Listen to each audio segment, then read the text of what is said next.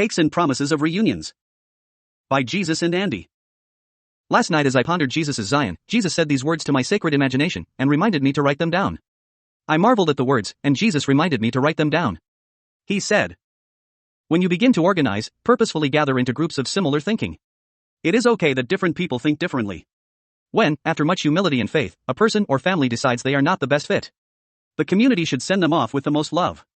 Never trying to run someone out of town, but praying and building together that the gap is bridged and angels sing praises for the humility and love that brought you together. But when, after all of this, a separation must take place, let them do it with the most love. Let there be parties and cakes and promises of reunions. And let the community purchase their lands and surplus for more than enough, and promise to always remember them. These are my words, and I am your king. Please, my children, open your eyes and see your king who standeth before you, but you know me not. I gave you the still small voice for this very purpose, that you may know my face. And you will hear my voice as I speak it unto you, and you will know my will in your unintimidated consent. I would that this vision go forth first to the captives in prison.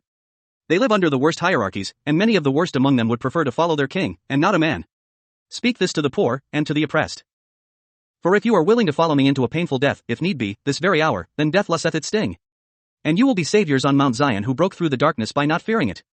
Until those who are willing to take up that same cross are emboldened and become many, until darkness is bound by love and faith, where not even a finger of control is used without my consent, saith the Lord.